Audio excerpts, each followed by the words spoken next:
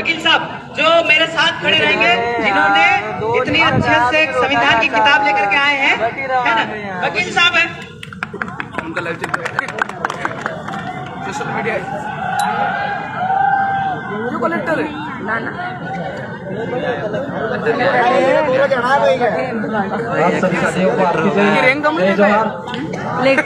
जब तक कलेक्टर साहब अभी आने में है, उससे पहले मुझे 2 मिनट बोलने का मौका मिला है। तो आप सभी साथियों को क्रांतिकारी जय जोहार। बहुत सारे साथी जो है पूर्व वक्ता जो है अच्छी अच्छी बातें बता चुके हैं, लेकिन जो कुछ चीजें उसमें छुटी हुई है, मैं थोड़ा सा उसको आप लोगों को बताना चाहता हूँ। जिस प्रकार से अनुच्छेद, क्योंकि अभी जमाना बदल चुका है, ये लोग अपन रोड पे चिल्ला के, माइक पे चिल्ला के मानने वाले लोग नहीं है। अब इनको जो लिखित में संविधान है जिससे देश चलता है, उसी संविधान से इनको सबक सिखाने की जरूरत है अभी। और उसी संविधान में जिससे पूरा देश संचालित होता है, उसी संविधान में हम आदिवासी लोग भी हैं, और उस आदिवासी उस संविधान में अपने आदिवासियों के लिए अलग अलग उसमें जो आर्टिकल दिए गए हैं, उन आर्टिकलों को इन लोगों को गिनाने की जरूरत है, इन लोगों को याद दिलाने की जरूरत है भाई। तो जो तरीका है, अभी तक अपन लड़ते आए हैं, अपन सभा करते हैं, रैली करते हैं, अब उससे काम चलने वाला नहीं है। ये लोग अपने को बोलते हैं कि लिखित में बताओ। अभी हम भाई, हमारे साथ में बहुत सारे युवा साथी है जो साथ में 10-10 किलो 20-20 किलो के जो कागज है, जो आदेश है, संविधान है, सीआरपीसी है, आईपीसी है, सब साथ में लेके आए हैं। आप लोगों को डरने की कोई जरूरत नहीं है। अब उसमें देखिए बहुत सारी चीजें हैं, समय समय पे ये लोग संशोधन करते हैं। अब संशोधन जो होता है वो अनुच्छेद 368 के तहत में संसद में, विधानसभा में जो विधायक है और सांसद लोग हैं, उनके साइन करवा के कभी कभी बिना उस मुद्दे पर डिस्कशन किए ये लोग अपना कानून पास करवा लेते हैं। लेकिन आदिवासी, अगर आदिवासियों के लिए अगर वो कानून सही साथ नहीं है, तो आदिवासी आदमी अगर जो भी संसद में कानून बने हैं, संसद में जो भी कानून पारित हुए हैं, यदि आदिवासी आदमी उसका विरोध कर देता है, तो उसका विरोध करने का पावर अनुच्छेद 13(3) में लिखा हुआ है कि आदिवासी आदमी अगर उसको विरोध कर देता है तो आदिवासी क्षेत्र में वो कानून शून्य हो जाता है। भाई ये पावर आदिवासी को है। और यहाँ पर तो पूरे आसपास के 5 पंचायत के आवाम बैठी हुई है भाई। अनुच्छेद 366(10) में ये लिखा हुआ है कि अगर एक भी आदिवासी आदमी जिस क्षेत्र में बिलोंग करता है, ट्राइबल क्षेत्र में रह रहा है, यदि उसको भी लगता है कि ये कानून हमारे पक्ष में नहीं है, और यदि उसने भी विरोध जता दिया, तब भी वो कानून अपने आदिवासी क्षेत्र में 0 घोषित हो जाता है। ये पावर अपने पास में है। अब इन लोगों को जो अपने को कानून का आड़ लेके अपने को डराने का काम करते हैं भाई, अब ये पीली क्रांति आ गई है। अब लोगों को अपने यहाँ पढ़े लिखे लोग आ गए हैं, पढ़े लिखे लड़के आ गए हैं, अब कानून की भाषा समझने लग गए हैं। ये अपने को कानून से डराते हैं, अब इनसे कानून की तरह इनसे बात करने की जरूरत है। तो बस मैं इतना ही आप लोगों को कहना चाहता हूँ। आपने मुझे मौका दिया, बहुत बहुत आभार और क्रांतिकारी जोहार। सभी लोगों से निवेदन है, नीचे आ जाइए। वो लोग कंडीशन रख रहे हैं कि आप सब लोग नीचे जाएंगे तो हम यहाँ पे बात करेंगे। तो आप ऊपर बेटा वो लोग कंडीशन दे रहे हैं।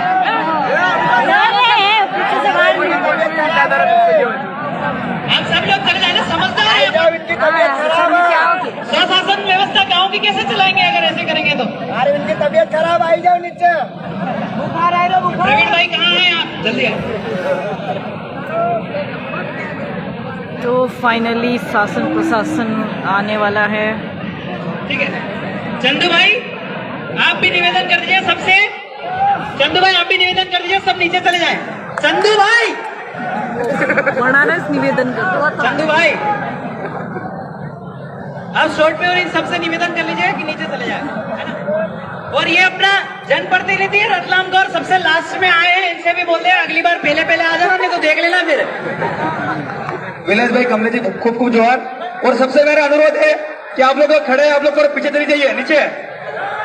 तो जितने भी साथी खड़े हैं, आपसे मेरा अनुरोध है कि आप लोग थोड़ा नीचे चले जाए।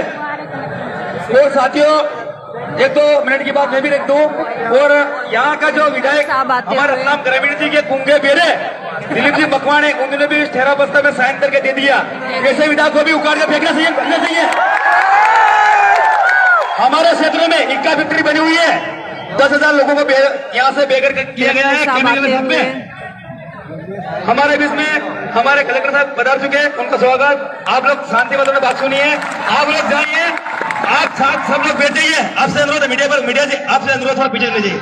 हमारे बीच में डीएम साहब पधार चुके हैं, विलास भाई आप थोड़ा दूर हो जाइए, पीछे अरे ये भीड़ हो पीछे पैसा। अरे यार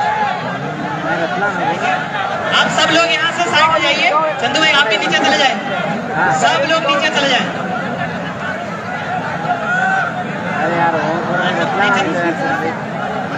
सब आप नीचे चले जाएं। भाई दादा देख, सब चले जाएं। एक बार हमारे बीच में कलेक्टर महोदय पहुंच चुके हैं, सब ताली बजा के इनका स्वागत करेंगे। और शांतिप्रिय थोड़ा सा पत्रकार महोदय भी थोड़ा सा दूरी बना के रखे, ताकि हमारे लोग भी सुने कि कलेक्टर महोदय साहब हमारे को क्या जवाब दे रहे हैं। सब आगे रहिए। पता है मैं ऐसे ही चिल्ला के पढ़ा लिखा हूँ। आराम से चिल्लाएंगे नहीं, ना, चिल्लाएंगे बढ़िया तो क्या? करिए। नहीं दूंगा। मेरे को पता है कि शांति बना ले।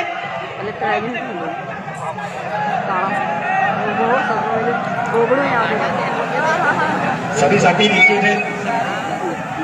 आदरणीय कलेक्टर साहब पहुंच गए हैं और कलेक्टर साहब से कलेक्टर साहब महोदय, हमने 1 साल पहले 5 जुलाई 2021 को गुलाब चक्र में बहुत बड़ा, इससे भी ज्यादा पब्लिक में ज्ञापन दिया था। उसका सिर्फ कचरे के डिब्बे में तुमने फेंक दिया। ये आपकी सबसे बड़ी एक गलती है। शांति बनाए। आदिवासी समाज के सभी युवा कार्यकर्ता से मेरा निवेदन है, शांति बनाए। कलेक्टर साहब हमारे बीच में उपस्थित हो चुके हैं। हमारे साथ आपने देखो, हमारे अपने साथ अन्याय तो हुआ है ना, हुआ है। और जो आदेश निकाला महोदय 2021 में, वो आदेश हमको 1 साल बाद गांव वाले लोगों को मिला। तो ये कैसा है भाई, तुमने आदेश निकाला और 1 साल बाद हमको मिल रहा है ना?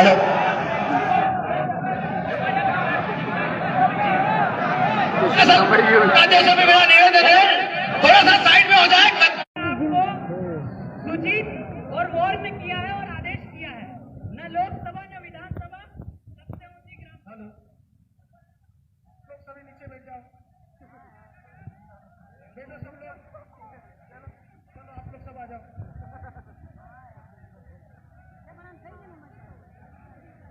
मीडिया को छोड़कर जितने भी कार्यकर्ता सभी लोग नीचे, कर्मी और पुलिस प्रशासन के लोग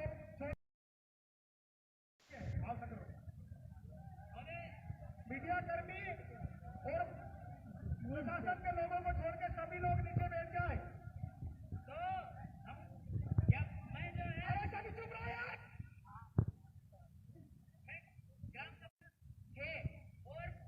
आपका झारखंड का जो जजमेंट आया Asik Ahmad versus state of Jharkhand, उसमें कहा है कि एक बार राष्ट्रपति हस्ताक्षर कर देते हैं, फिर वो भी शेड्यूल एरिया पे कभी भी खत्म नहीं कर सकते हैं। तो आपने कैसे कह दिया कि शेड्यूल एरिया नहीं है? आपसे सबसे पहला सवाल। फिर शेड्यूल डिस्ट्रिक्ट एक्ट 1874, भारत शासन अधिनियम 1935 का सेक्शन 91 और 92, 311 इंडियन इंडिपेंडेंस एक्ट का सेक्शन 78BC, भारत का संविधान का अनुच्छेद 13(3) का अनुच्छेद 372, अनुच्छेद 244(1), 5वीं अनुसूचित क्षेत्र के शासन प्रशासन और कल्याण के हितार्थ में ये ग्राम सभा आपके पास, ये गांव बैठा है क्या? ये गांव बैठा है। तो श्रीमान, ये जो आपको ज्ञापन दिया है, इसका संदर्भ है आपके द्वारा दिया जा रहा है। विषय इसका ये है कि 5 गांव गणराज्य, वहां के हर ग्राम सभा के सदस्य 18 वर्ष से ऊपर और 5 ग्राम पंचायत को धोखा देकर 25/6/2021 को भूमि अधिग्रहण का आदेश जो आपने निकाला है उसको अविलंब निरस्त करे, या भारत के संविधान में लिखित अनुच्छेद 13(3) का फोर्स ऑफ लॉ आदिवासी समुदाय के रूढ़ी प्रथा, भारत के संविधान के अनुच्छेद 13(3) का में लिखित फोर्स ऑफ लॉ कार्य में अनुरूप कार्य इंडियन इंडिपेंडेंस एक्ट 1947 के सेक्शन 18 यानी 13(3) का अनुच्छेद 372 जो आपकी तुम कहते हैं ना कि 1950 के पहले कानून खत्म हो गए पर 272 उसको वापस सुरक्षित कर रहा है। ये जजमेंट अभी लेटेस्ट आया है नागालैंड में। अनुच्छेद 13(3) का में लिखित ऑर्डर यानी इंडियन इंडिपेंडेंस एक्ट का 7A-B-C। ए मतलब ब्रिटिश इंडिया, बी मतलब इंडियन स्टेट जो राजा महाराजा रहते थे, और सी ट्राइबल एरिया जहां पे ट्रीटी और एग्रीमेंट हुआ और कहा है कि ग्राम सभा को मानना होगा तो ही यहाँ एग्जीक्यूटिव पावर रहेगा, अन्यथा नहीं रहेगा। अगर ऐसा है एग्जीक्यूटिव पावर, आदरणीय महोदय मैं आपसे विनम्र निवेदन करता हूं आप राजपत्र दिखा दीजिए, शेड्यूल एरिया में आपको एग्जीक्यूटिव पावर मिला है। राजपत्र बराबर है ना महेंद्र सर? अनुसार आप जो है अनुच्छेद 260 फॉरेन जुडिशन एक्ट में आपका वैलिडिटी दिया, वैलिडिटी एक्ट ऑफ डन, कि अगर ये ग्राम सभा को नहीं मानते हैं तो इनका वैलिडिटी यहाँ से समाप्त होगा। संविधान के अनुच्छेद 260 के अनुसार कार्य नहीं करके संविधान वैधता पर सवाल उठने पर एक्सक्लूडेड एरिया यानी वर्जित क्षेत्र, आंशिक वर्जित क्षेत्र जो अभी आपके जो 5 गांव हैं,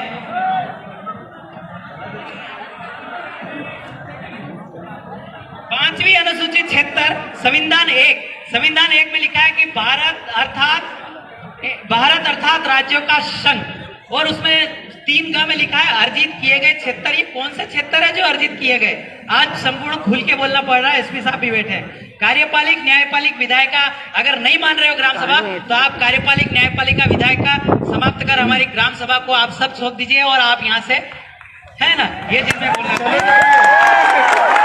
सविनय निवेदन है कि आपके कार्य क्षेत्र अनुसूचित क्षेत्र अंतर्गत जो कि भारतीय संविधान की 5वीं अनुसूची के तहत 244(1) के अनुसूचित क्षेत्रों और अनुसूचित जनजाति के शासन और नियंत्रण को संदर्भित करते हैं, जबकि आपको एग्जीक्यूटिव पावर, यह आरटीआई हमने आपके कलेक्टरेट में जीवन पांडुर ने डाली थी और पिंटू भाई ने, कि एग्जीक्यूटिव पावर का विस्तार अनुसूचित क्षेत्र में हुआ है कि नहीं हुआ, तो इन्होंने साफ लिख के दिया कि इस बारे में हमको जानकारी नहीं है, तो आप जो भी अधिकारी कर सकते हैं महोदय, साफ लिख के दिया है। तो और फिर अनुच्छेद 19 में यह भी है कि जहां एक भी आदिवासी रहता है वहां विद्यमान विधि काम करती है। विद्यमान विधि जहां काम करती है वहां तो राष्ट्रपति में भी लिखा है कि इस अनुच्छेद 153 में इस अनुच्छेद की कोई भी बात विद्यमान विधि को प्रभावित नहीं करती, तो फिर एग्जीक्यूटिव पावर आप कैसे कर रहे हैं? और यूनियनों में आपने तो शपथ लिया है कि मैं यूनियन संघ की शपथ लेता हूं, तो फिर आप आदिवासी पे किस प्रकार से ये काम कर रहे हैं? मुझे सारा चीज समझ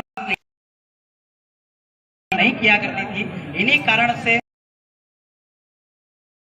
जनजाति क्षेत्रों में शेड्यूल्ड डिस्ट्रिक्ट एक्ट 1874 लागू कर स्थानीय कानूनों को अभी भी एग्जिस्टिंग लॉ बना करके यथावत रखा गया है।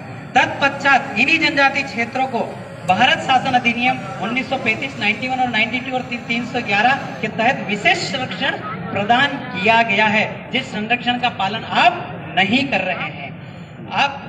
ब्रिटिश सरकार ने देश छोड़ने के पूर्व उक्त जनजाति क्षेत्रों की पारंपरिक संपूर्ण कार्यपालिक विधायक और न्यायपालिका व्यवस्था भारतीय स्वतंत्रता अधिनियम 1947 के भाग 7A-B-C में करार संधि के साथ भारतीय संविधान के अनुच्छेद 13(3) का, जिसमें विधि को बल है, रूढ़ी प्रथा को विधि का बल, विधि मतलब हमको पूरे संविधान का बल है, और आप कह रहे हैं हम ग्राम सभा को न माने, कि 13(3) का एवं अनुच्छेद 372 में विशेष रूप से विधि का बल प्रदान किया गया है।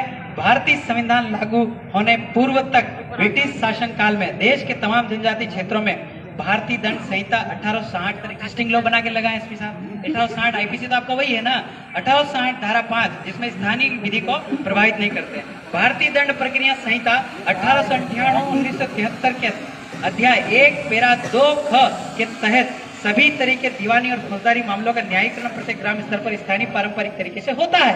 पिछले कुछ महीनों में लगातार भारत के आदिवासी समुदाय द्वारा भेजे जा रहे ज्ञापन द्वारा ये बात उठाई जा रही है कि इंडियन इंडिपेंडेंस एक्ट 1947 के सेक्शन 7A-B-C में फॉरेन जुडिशन एक्ट 1947 के वैलिडिटी एक्ट ऑफ डन के अनुरूप भारत की कार्यपालिका न्यायपालिका विधायिका आदिवासी क्षेत्रों से क्रमशः एक्सक्लूडेड एरिया आंशिक वर्जित क्षेत्रों में लगाया जाए, अन्यथा यह क्षेत्र भारत की आधिकारिकता से स्वयं अलग कर लेंगे। देखो ये राष्ट्रपति प्रतिभा पाटिल ने इसकी अवलोकन किया है, और उन्होंने 12 मई 2012 को एक रिपोर्ट आई है जनजाति की, उसमें लिखा है कि हमको भी समझ नहीं आ रहा है कि जनजाति जो समुदाय है उस पर कौन सा मतलब कानून अप्लाई हो रहा है। क्यों?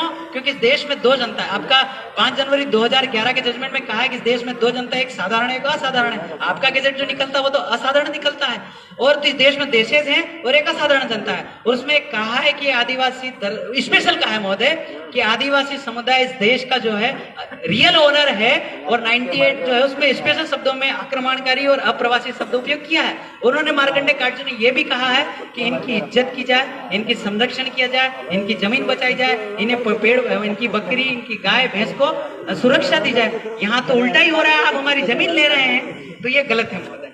जैसा कि ज्ञात है 8 नवंबर 2019 को राज्यपालों के राष्ट्रीय आदिवासी अनुसूचित जनजाति हेतु एक सम्मेलन संविधान के अनुच्छेद 244 के प्रावधान 5वीं अनुसूची के पैरा 3 के अनुसार राष्ट्रपति कार्यकाल में एक बार होता है।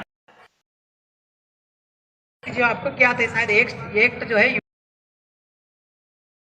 यूपीएससी के सिलेबस से हटा दिया गया है, और पीएससी की भी। ब्रिटिश इंडिया जहां अंग्रेजी शासन था, संविधान अनुच्छेद 1 का जो भारत है वही है।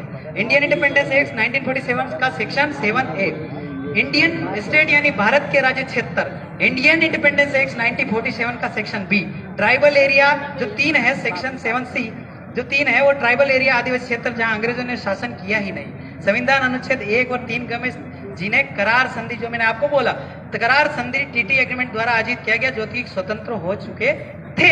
आदिवासी क्षेत्रों को 10 साल का राजनीति आरक्षण देकर यह कहकर ब्रिटिश बनाम भारत में मिलाया गया कि फॉरेन जुडिशन एक्ट 1947 द्वारा यह कहकर मिलाया गया कि आदिवासी अभी शासन चलाने के काबिल नहीं है। 10 सालों के लिए आप हमें अनुच्छेद 334 द्वारा 10 साल का राजनीति आरक्षण दीजिए और हम पे राज कर लेंगे। अब हम जागरूक है ना, स्वशासन चला सकते हैं, हम फैक्ट्री में लगा लेंगे और सब लगा लेंगे। हमको आपकी फैक्ट्री की जरूरत नहीं है और आपकी नौकरी की भी जरूरत नहीं है। बेग लोग निकाल आरक्षण दीजिए, बदले में हम आपको शैक्षणिक आर्थिक आरक्षण देंगे। ये स्टेटमेंट है करना सर महोदय। संविधान आदेश संख्या 26 जो मैंने आपको एफआईडब्ल्यू स्टेट 1950 में ये जो 5-6 गांव है ये मंडी थे 52, आप चाहें तो जनजाति कार्यालय के आयुक्त मीडिया में उनसे पूछिए, उन्होंने हमको स्टेटमेंट दिया है कि 52 गांव अनुसूचित क्षेत्र है। कलेक्टर सर ठीक नहीं बोल रहे हैं। 1950 में संपूर्ण 6 गांव अनुसूचित क्षेत्र में घोषित है। यहाँ आज तक सरकार की कार्यपालिक शक्ति का विस्तार नहीं हुआ है। अगर हुआ है तो हमको राजपत्र दिखाए, राजपत्र आप दें, हम आपसे भी मिल जाएंगे। हम राजपत्र दें क्यों दादा, हमको राजपत्र चाहिए। कार्यपालिक शक्ति का विस्तार नहीं हुआ है, और हुआ है तो प्रूफ टूर पे हमको राजपत्र पेश करें। यहाँ अनुसूचित क्षेत्र जनजाति कार्यपालिक शक्ति का विस्तार अनुसूचित जनजाति में निहित, इसमें पारंपरिक ग्राम सभा सर्वोपरि है, और यही वेदांता जजमेंट में कहा है। इसके बाद भी ग्राम सभा का उल्लंघन पारंपरिक, और हर 18 साल का एक लड़का ग्राम सभा का सदस्य है। और जहां जो आप बात कर रहे हैं कि ले लिया गया वो लिया, आपके सामने गांव वालों ने कहा कि कोई साइन किया ही नहीं तो वो फर्जी है। आप बोलिए फर्जी किया क्या था, आदेश निरस्त करो। महोदय ये जो करार अनुसूचित क्षेत्र वर्सेस भारत शासन अधिकारिता में हुआ है, जिसमें आपकी सरकार की संपूर्ण अधिकारिता वैलिडिटी के साथ हमारे अनुसूचित क्षेत्र में सारी कार्यपालिक शक्ति विधायिका, न्यायपालिका, कार्यपालिका माध्यम से चल रही, इस व्यवस्था में हमें काफी समस्याओं का सामना करना पड़ रहा है। एटलीस्ट इवन एसपी साहब, मैंने आपके कार्यालय में ये आरटीआई डलवाई थी पिंटू गुनिया के नाम से, उसमें कहा है कि शेड्यूल एरिया में सीआरपीसी का एक्सटेंशन हुआ है नहीं हुआ, तो इसमें भी ये लिखित में है जनजाति कार्यालय को दी, और वहां से आया कि इस बारे में हमको जानकारी नहीं है। तो आईपीसी लगा लोगे तो सीआरपीसी में दंड देगो कैसे, समझ में नहीं आ रहा हमको। आप इसका हमको सारा चीज राजपत्र के माध्यम से दिखाएं। समस्या निम्नलिखित है। रतलाम ग्रामीण के 6 गांव में औद्योगिक निवेश इंटरनेशनल कॉरिडोर आ रहा है। सबसे बड़ी गलती हमसे ये होगी कि हमने कॉरिडोर को हमारे लोगों ने एक्सेप्ट किया, पर हम इस बार भी इस कॉरिडोर को चैलेंज करेंगे, क्योंकि एक भी ग्राम सभा से इन्होंने अनुमोदन नहीं लिया है। इसीलिए हमारे साथियों को इन्होंने सेडिशन क्या बोला, देशद्रोह बोल के अरेस्ट करवाया था। ये हमारे पास सबूत है, और कोर्ट ने बोल दिया कि संविधान की बात करना देशद्रोह नहीं है। फिर आप कैसे देशद्रोह ठोक रहे हैं। तो रतलाम ग्रामीण के जो कॉरिडोर में आ रहा है, जिसमें सबसे ज्यादा आदिवासी एब्रोजिनल भूरा जो संहिता की धारा 165(6) में स्पेशल मेंशन किया है एब्रोजिनल शब्द, मतलब मूल निवासी, मूलवासी, मतलब वो कहना क्या चाहते हैं कि इस देश में एक मालिक परिवार है, तो आपको मानना चाहिए, हम तो प्रथम नागरिक हुए ना इस देश के। फिर गांव में देखिए, बिबड़ोक में 724 यानी कि 724.23, सरवनी खुर्द में 28.660 हेक्टेयर इन हेक्टेयर, जामथोन 2.1500, सुलवानिया में आपका 87.030, रामपुरिया में 5.9, पलसोड़ी में 634.523, और दूसरा ये जमीन जा रही है, इसको अविलंब आप रोकें। और इसके बाद और संवाद आ रहे हैं। अब दूसरा सर, 5000 की जनसंख्या में लड़कों ने और वहां के गांव वासियों ने पूरे कपड़े निकाल के आंदोलन किया, पुनिया खेड़ी डैम प्रस्तावित, जिसमें 14 गांव अनुसूचित क्षेत्र, ये तो है ही, ये है, और आपने ज्ञापन दिया उसको भी फिर से उछाल रहे हैं कि हम बुनियाखेड़ी डैम बनाएंगे। वो लोग कहाँ जाएंगे? इसके भी उसमें 14 गांव संपूर्ण आदिवासियों ने विरोध दर्ज कराया था, फिर भी नोटिफिकेशन रद्द कैसे नहीं हुआ? ये तो 13(2) में भी हुआ है कि भाई अगर कोई सा कानून भी ऐसा बनता है तो अगर ग्रामीण विरोध कर देंगे तो वो तो शून्य हो जाता है, फिर भी आप रद्द नहीं कर रहे हैं। कहीं ना कहीं पॉलिटिकल दबाव आप पे इस प्रकार के होना ठीक नहीं है, क्योंकि आप एक एग्जीक्यूटिव मजिस्ट्रेट है तो हम आप पे विश्वास करते हैं कि हमको न्याय बराबर मिले। अगर एग्जीक्यूटिव पावर का अगर विस्तार हुआ है तो इसमें किसी भी प्रकार से ग्राम सभा से कोई एनओसी नहीं ली गई। ये बुनियाखेड़ी वाले डैम में एनओसी नहीं ली गई महोदय। गांव वालों को पूछ लीजिए, सरपंच, पुराने सरपंच भी बैठे हैं, नए सरपंच भी बैठे हैं और गांव वाले भी बैठे हैं, ठीक है। एनओसी नहीं ले गई। अगर ली भी गई है तो किसी गांव से, तो किसी ग्राम सभा के सदस्य को नहीं मालूम आता, यह फर्जी हुआ। अभी ग्राम सभा के प्रस्ताव संलग्न है, हमने लगाए हैं। पारंपरिक ग्राम सभा के प्रस्ताव भी जो संलग्न 25/6/2021 को निकाले गए आदेश में लिखा गया है कि किसी को कोई आपत्ति नहीं है, ऐसा आपने उसमें दर्शाया गया। जबकि 5 जुलाई 2021 को 4000 लोगों के साथ विरोध दर्ज कराया था। इससे बड़ा आपत्ति क्या हो सकता है? तो उसका कोई परिणाम नहीं आया। मतलब ये सारे कहां कौन से कचरे के डब्बे में जा रहे हैं हमारे ज्ञापन। इसीलिए महोदय संवाद हमारा बन रहा था। आपके कार्यालय में सूचना का अधिकार लगाया गया और जानकारी मानी गई कि अनुसूचित, ये पिंटू भाई लगाई है, पिंटू मुनिया ने, क्षेत्र में दर्शाई गई शासकीय जमीन का मालिक कौन है। एसडीएम साहब जो सेलाना में नए आए थे, उनका नाम नाम नहीं जान पा रहा, उनको भी आरटीआई लगाई थी। तो ये आया कि दर्शाई गई अनुसूचित क्षेत्र में दर्शाई गई शासकीय जमीन का मालिक कौन है। तो जानकारी में आया कि हमको तो पता ही नहीं है। अब पता ही नहीं है तो तुम अधिग्रहण कर कैसे रहे हो, ये हमें समझ में बिल्कुल नहीं आ रहा है। और आप बिना ग्राम सभा के जमीन ले कैसे रहे हो महोदय? अनुसूचित क्षेत्रों को भारत संविधान के अनुच्छेद 244(1) में परिभाषित किया गया है और अनुच्छेद 19 भी इसको बोलता है कि एक भी आदिवासी उस क्षेत्र में रहता है तो वो विद्वान विधि को परिभाषित करता है।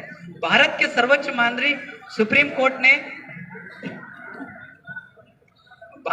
आप सुन नहीं रहे हैं सर? सर आप नहीं सुनेगा हमारा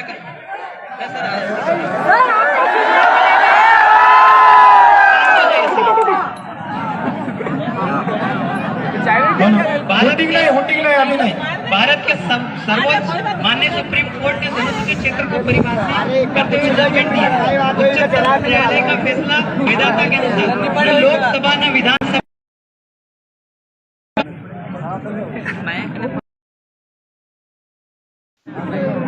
उच्चतम न्यायालय का फैसला पीरमरेड्डी बनाम 1988 अनुसूचित क्षेत्र में केंद्र सरकार और राज्य सरकार का 1 इंच भी जमीन नहीं है। और उसमें यह भी कहा है कि अनुसूचित क्षेत्र में गैर आदिवासी को रजिस्ट्री भी नहीं होती है, प्लॉट भी नहीं कर सकते। हम इसको चैलेंज करेंगे, पर 1 इंच भी जमीन नहीं है तो आपकी जमीन आप दर्शा कैसे रहे हो? 1950 के पहले का सरकारी रिकॉर्ड हमको दिखाइए, बराबर ना? 1950 से पहले इस जमीन का बाप था कौन? उच्चतम न्यायालय के समता जजमेंट 1997 अनुसूचित क्षेत्र में सरकार एक व्यक्ति के समान है, तो आप भी एक व्यक्ति हैं। अगर हमारे क्षेत्र में आपको जमीन लेनी तो आपको आदिवासी होना चाहिए। क्योंकि आप आदिवासी नहीं है तो आप जमीन ले किससे रहे? उच्चतम न्यायालय कैलाश बनाम महाराष्ट्र 5 जनवरी 2011 का 8% इस देश का मालिक है, बाकी इमिग्रेंट है। ये तो आप माइटगंज काजू का रिव्यू पिटीशन करिए, वही हमको तो कंफर्म हो गया कि हम इस देश के मालिक हैं। उच्चतम न्यायालय का फैसला केरल बनाम 8 जुलाई 2013, जिसका जमीन उसका खनिज। तो हम पत्थर भी, आप रेत भी, वहाँ माही पुल में रेत हमारी ग्राम सभा निकालती तो आप तो फटाफट ट्रैक्टर पकड़ रहे हैं, ये गलत है। स्टेट ऑफ बिहार में इसमें ये भी है दादा एसपी सर, इसमें था कि रेलवे स्टेशन पे किसी प्रकार का कुछ मतलब अनहोनी हुई थी, वो अनुसूचित क्षेत्र में चले आए। कोर्ट ने कहा कि अनुसूचित क्षेत्र में, इसलिए आप लोग इसको गिरफ्तार नहीं कर सकते। ऐसा भी है पर हम इसको डिस्कार्ड नहीं कर सकते। Naresh Chandra Bose versus state of Nagaland में कहा कि 1947 के भारतीय स्वतंत्रता अधिनियम को सुरक्षित रखा है, वो भी 370 के तहत। अनुच्छेद 141 के तहत जो सुप्रीम कोर्ट के जजमेंट को नहीं मानता वो देशद्रोही है।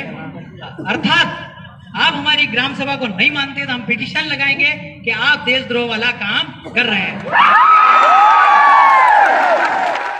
और आपका ये जगपाल सिंह बनाम पंचायत शेड्यूल एरिया के लिए नहीं है। इसमें MI builders versus Radheshyam Sahu 1996 में 6 SSC 464 में बिना ग्राम सभा की अनुमति खाली पड़ी जमीन पर 100 करोड़ का शॉपिंग कॉम्प्लेक्स बना था, जिसको सुप्रीम कोर्ट ने तोड़ने के आदेश दिए और तोड़ दिया गया, क्योंकि खाली पड़ी जमीन गांव की है न कि सरकारी है।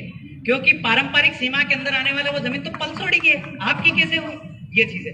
महोदय, उपयुक्त जजमेंट को देखकर वह समता जजमेंट के अनुसार अनुच्छेद 76 में सरकार के एक व्यक्ति के समान है। भू राजस्व संहिता की धारा 165(6) के अनुसार आदिम जनजाति ओरिजिनल पीपुल की जमीन गैर जनजाति को ट्रांसफर नहीं हो सकती है। तो क्या आपकी सरकार आदिवासी है? अगर फिर भी इस प्रकार का रूपांतरण करने की प्लानिंग कर रहे हैं तो यह प्रक्रिया असंवैधानिक है।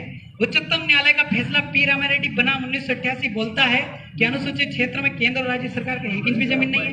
तो इस क्षेत्र में सरकार की जमीन कैसे, कहां से आई, इसका माननीय राज्यपाल का आंसू कैसे है, वो दिखाना ही पड़ेगा महोदय। उच्चतम न्यायालय का फैसला विधाता अनुसार न लोकसभा न विधानसभा, सबसे ऊंची ग्राम सभा जो मैं आपको बता चुका हूँ, तो हमारे जमीन हमारे ग्राम सभा की आपके अनुमति के बिना आपकी सरकार की नहीं है। अतः हमारी ग्राम सभा रूढ़ी प्रथा को अनुच्छेद 13(3) के तहत विधि का बल प्राप्त है। अतः हमारी ग्राम सभा को विधि यानी न्यायपालिका कार्यपालिक व्यवस्था का बल हमारे पास है। आप लोग आपका अधिग्रहण नोटिस वापस लीजिए।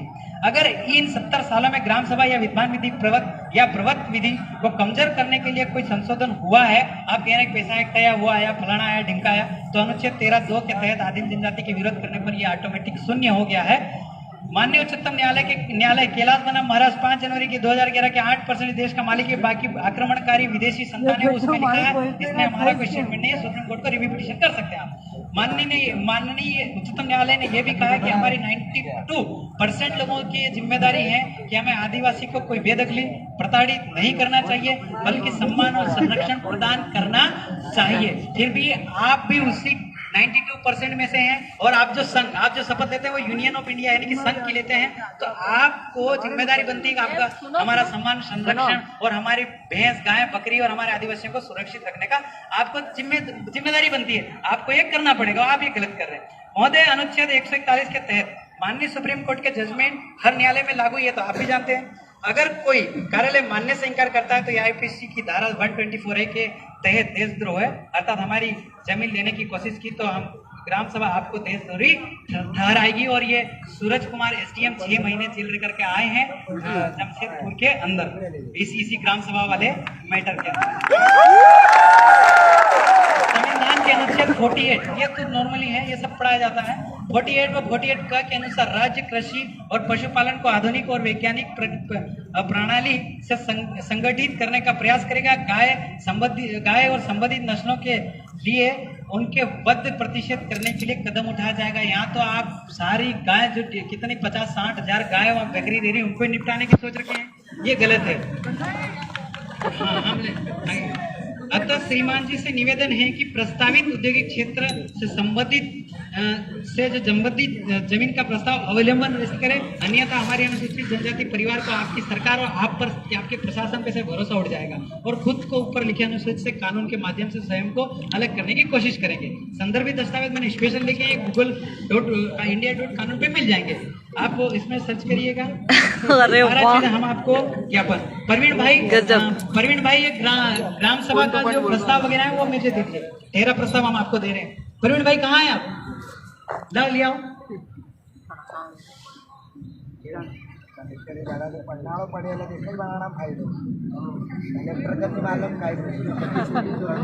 परवीन भाई लाइए।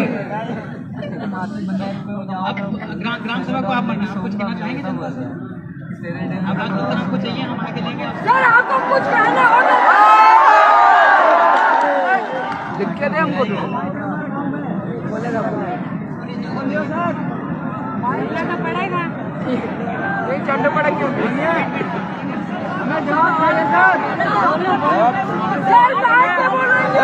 कलेक्टर साहब भी बोलेंगे, आप थोड़ा चुप रहिए। कलेक्टर साहब भी बोलेंगे, चुप रहिए। आप लोग चुप रहोगे तभी वो बोलेंगे। भाई ओरिजिनल दीजिए ये आप। भाई सब शांति बनाए रखो, कलेक्टर साहब बोलेंगे। अगर नहीं बोलेंगे तो हम भी बोलेंगे। ये इसमें साइन सही है। ये क्या कौन सी ग्राम सभा? ये ग्राम सभा के सारे लेटर लिखे हैं, ये ग्राम सभा है। आप चैलेंज हमको कर सकते हैं कि ये चीज गलत है। और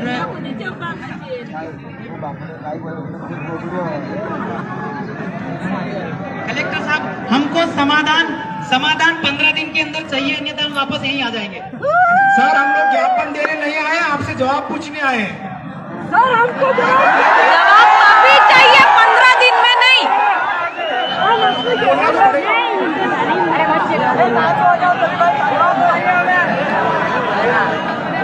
सुन लीजिए, कलेक्टर साहब कमिटमेंट कर रहे हैं। देखिए, आप लोगों ने ज्ञापन दिया है, इसमें कलेक्टर साहब बोल रहे हैं।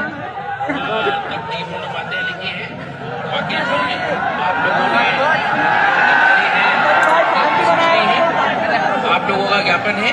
और चूंकि मेरे माध्यम से ये जाना है कलेक्टर रतलाम के माध्यम से माननीय राष्ट्रपति, माननीय राज्यपाल महोदय को, तो मैं इसको भेजने की कार्रवाई करूंगा। और दूसरी बात, ये जो आपने डॉक्यूमेंट मांगे हैं, तो इसका मैं आपको इसका जवाब निवेश क्षेत्र निवेश करो।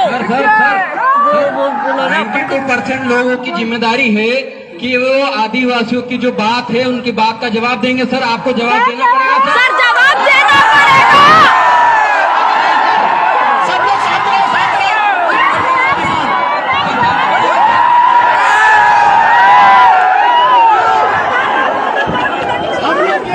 कोई नहीं जाएगा, सभी लोग वापस बैठ जाओ। कलेक्टर साहब को जवाब देते नहीं, आप